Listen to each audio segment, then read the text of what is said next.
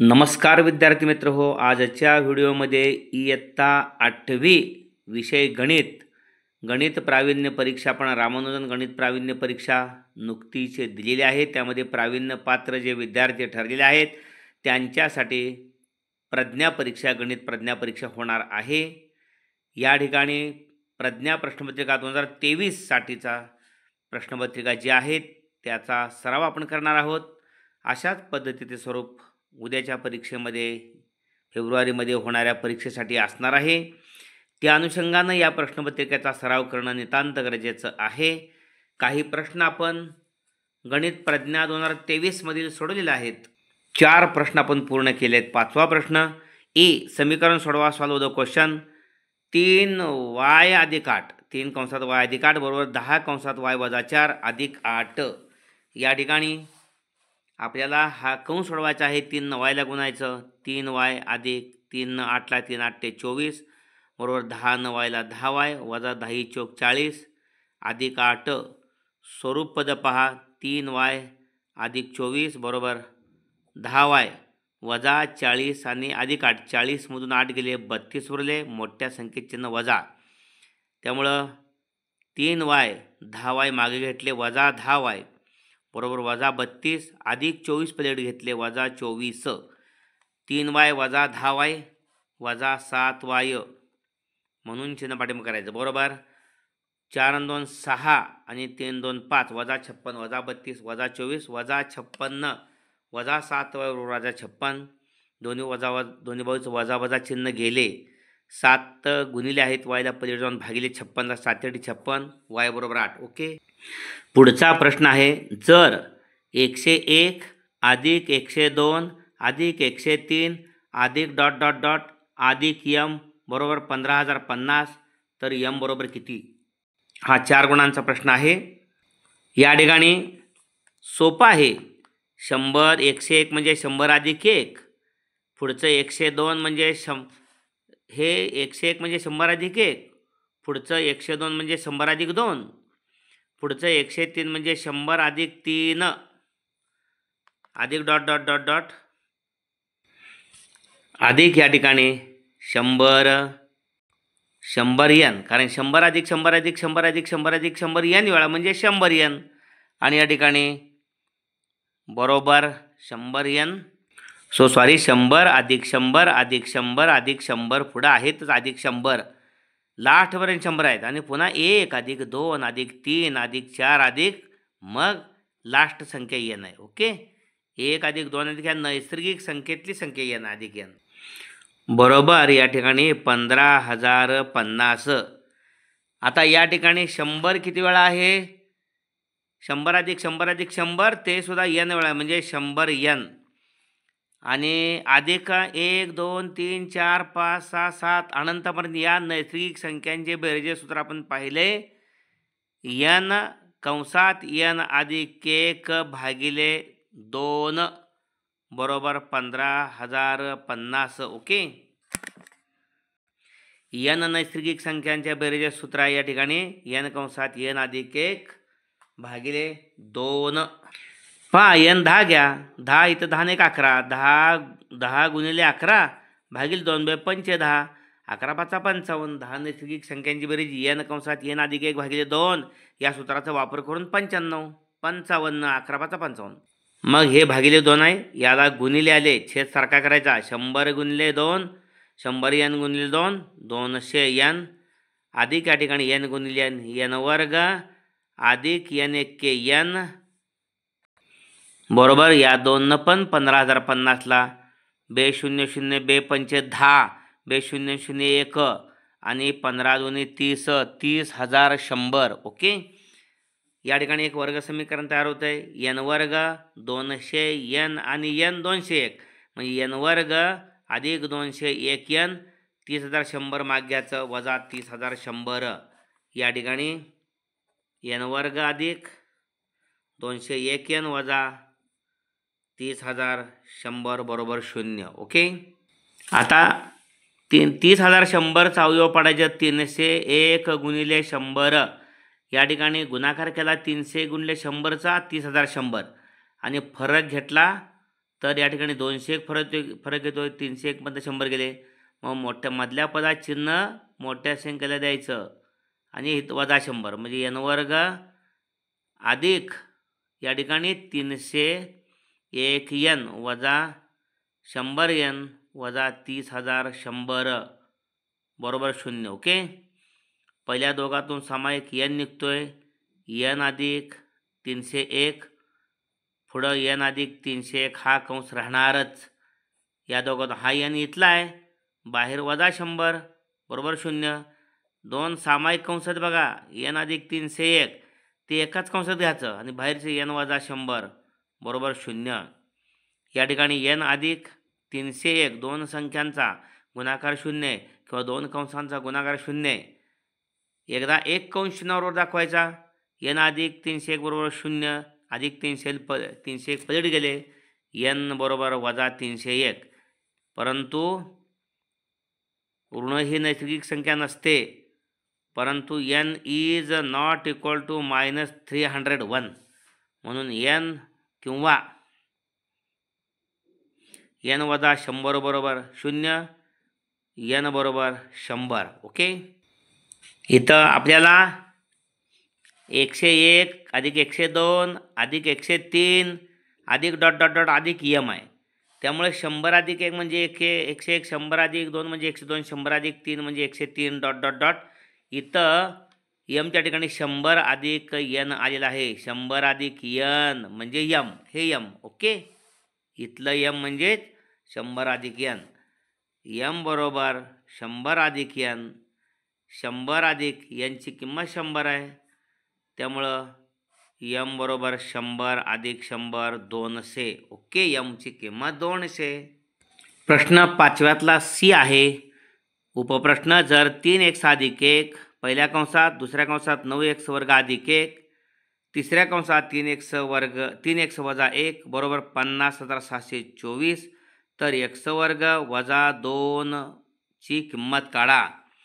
या ठिकाणी 3x अधिक 1 3x मूळ प्रश्न आहे.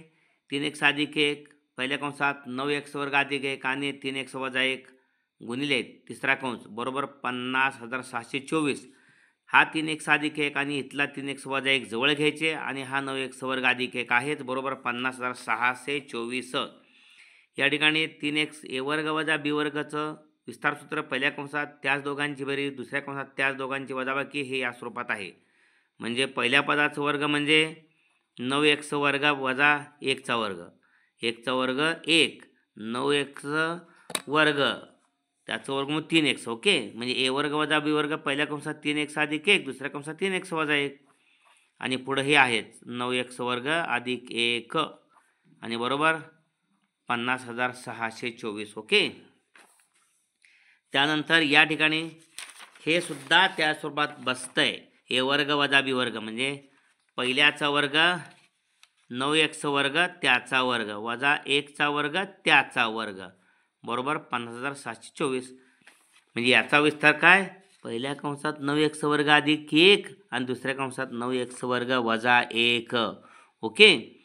इथं 9चा वर्ग 81, 9चा वर्ग 81 आणि xचा बेदुनी 4, xचा चौथा वजा 1चा बेदुनी 4, 1चा चौथा घात, 1चा किती पण घात असू दे 1 बरोबर 50,624. 81 xचा चौथा, 81 xचा चौथा बरोबर वजा 1 पलीकडे गेले 50,624 अधिक 1 बरोबर 81 xचा चौथा बरोबर 50,624 अधिक 1 625 50,625. त्यामुळे या ठिकाणी xचा चौथा बरोबर xचा चौथा बरोबर या ठिकाणी 50,625 भागिले 81. xचा चौथा बरोबर 9 9 81, 9 चौक 36, 9 5 45, 50 मधनं 45 गेले उरले 5, 56 झाले, 9 सक्क 54, 56 मधनं 54 गेले उरले 2, 9 दुने 18, 22 मधनं 18 गेले उरले 4, 9 5 45. आता ह्या 9नं 50,625 साठी या ठिकाणी 9 चौक 36, 9 5 45, 50मधनं 45 उरले 5, इथं 56 झाले, 9 5 45, 9 सक 54, उरले 2, पुन्हा 22ला 9 दुने 18. सॉरी, या 9नं 5725ला भागायचं आहे. याला चुकून भागा लागलेलं होतो. 9 5 45, 9 सक्क 54, सुरुवातच 9 सक्क 54, 56मध्ये 54 उरल्यावर 2, 22 आहेत, 9 दुने 18, 22मधून 18 गेले उरले 4, 45 झाले, 9 5 45, एक्सचा चौथा बरोबर 625, एक्सचा चौथा घात बरोबर 625, 4चं वर्गमूळ 2, 625चं 5, एक्स वर्ग बरोबर 25, परंतु एक्स वर्ग वजा 2ची किंमत विचारल्या म्हणून दोन्ही बाजूत वजा 2 करायचं. 25 वजा 2, एक्स वर्ग वजा 2, एक्स वर्ग वजा 2 बरोबर 25मधनं 2 गेले 23 उरले. ओके. पुढचा प्रश्न 6व्यातला एका समलंब चौकोनाच्या समांतर बाजूंची लांबी अनुक्रमे 8.5 सेमी व 15.7 सेमी आहे व त्यांची उंची 4.6 सेमी असल्यास त्याचे क्षेत्रफळ काढा. Length of the two parallel sides of a trapezium are 8.5 cm and 15.7 cm respectively and its height is 4.6 cm. Find its area. समलंब चौकोनाचे क्षेत्रफळ बरोबर 1/2 गुणिले समांतर बाजूंची बेरीज गुणिले उंची आणि किमती घालायच्या आणि उत्तर काढायचं. ओके. सूत्र लिहिलेलं आहे. या ठिकाणी समांतर बाजूंची लांबी 1/2 कंसात 8.5, दोन बाजू आहेत, 8 समांतर बाजू 8.5 सेमी आणि 15.7 सेमी आणि गुणिले उंची 4.6 सेमी. ओके. 1/2, 8.5 आणि 15.7 बेरीज करायची. 7 आणि 5 12, 7 आणि 5 12, 2 हाच्याला 1, 15 आणि 8 23 आणि 1 24.2 गुणिले 4.6. ओके. या ठिकाणी 2 4.6ला बघूया. 24.2 तसंच, हे 24.2 तसंच गुणिले 2 4 बेत्रिक 6. आता गुणाकार करूया. हे 242 ग्राही धरूया आणि 23, 23 2 46ला 6 हाच्याले 4, 23 चौक 92 4, 96ला 6 हाच्याले 9, 23 46 9 55, दशांश 1 2 संख्या झाल्यानंतर तिसऱ्या ठिकाणी 55.66 चौसेमी हे समलंब चौकोनाचे क्षेत्रफळ आहे. ओके. समलंब चौकोनाचे क्षेत्रफळ बरोबर 55.66 चौसेमी. पुढचा प्रश्न आहे. एका वृत्तचित्ती आकाराच्या एका वृत्तचित्ती आकाराच्या पिंपाची उंची 56 सेमी आहे. त्या पिंपाची धारकता 70.4 लिटर आहे. तर त्या पिंपाची त्रिज्या काढा. पायची किंमत 22/7 घ्यायची. Height of the cylinder drum is 56 centimetre. Find the radius of the drum if the capacity of the drum's 70.4 litres. Take pi is equal to 22/7. या ठिकाणी वृत्तचित्ती आकाराच्या पिंपाची उंची h 56 सेमी आहे. पिंपाची धारकता 70.4 लिटर आहे. आता त्याचं घनफळ काढायचं असेल त्या पिंपाचं, तर 70.4ला 1000ने गुणलं पाहिजे. का तर 1000 घन सेमी म्हणजे 1 लिटर. म्हणून या ठिकाणी 70.4ला 1000ने गुणावं लागेल घनफळ काढताना. तर त्या पिंपाची त्रिज्या काढा. r काढायचे. पायची किंमत 22/7 घ्यायला सांगितलेले आहे.